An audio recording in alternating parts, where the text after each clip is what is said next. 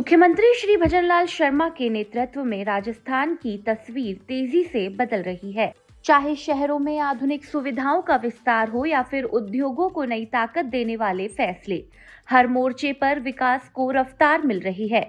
इसी कड़ी में मेट्रो और पचपदरा रिफाइनरी को लेकर राजस्थान को बड़ी सौगात मिली है। इससे एक तरफ राजधानी जयपुर में 41 किलोमीटर लंबा मेट्रो कॉरिडोर शहर की लाइफलाइन बनेगा, तो वहीं दूसरी तरफ रिफाइनरी प्रोजेक्ट से प्रदेश की ऊर्जा जरूरतें पूरी होंगी।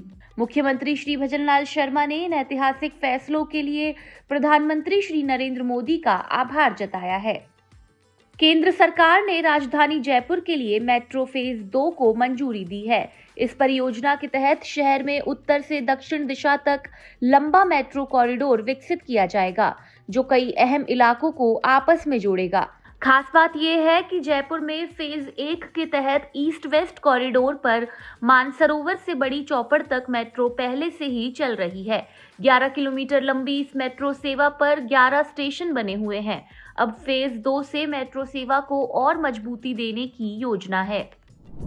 फेज 2 के तहत प्रहलादपुरा से टोडी मोड़ तक करीब 41 किलोमीटर लंबा कॉरिडोर बनाया जाएगा। इस कॉरिडोर में कुल 36 स्टेशन होंगे और इसकी लागत करीब 13,037 करोड़ रुपए तय की गई है। यह metro line Sitapura industrial area, VKI, Jaipur airport, Tonk road, SMS अस्पताल, एसएमएस स्टेडियम, अंबावाड़ी और विद्याधर नगर जैसे प्रमुख इलाकों को जोड़ेगी। एयरपोर्ट क्षेत्र में अंडरग्राउंड स्टेशन भी बनाया जाएगा, जिससे यात्रियों को और बेहतर सुविधा मिल सकेगी।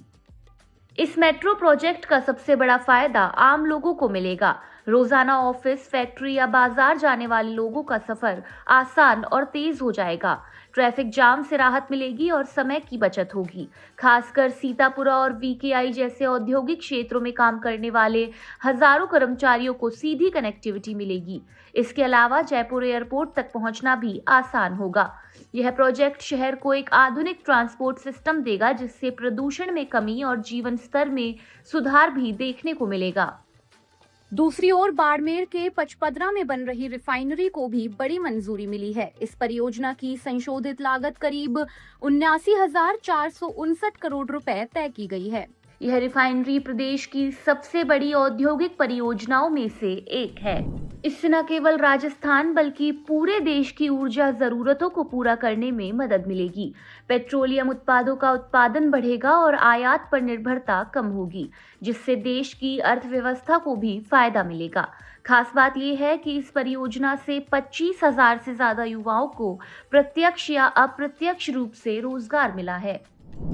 मेट्रो विस्तार और रिफाइनरी जैसे बड़े फैसले ये दिखाते हैं कि राजस्थान अब तेजी से विकास की राह पर आगे बढ़ रहा है। मुख्यमंत्री श्री भजनलाल शर्मा की सक्रियता और केंद्र सरकार के सहयोग से प्रदेश में बदलाव की नई कहानी लिखी जा रही है।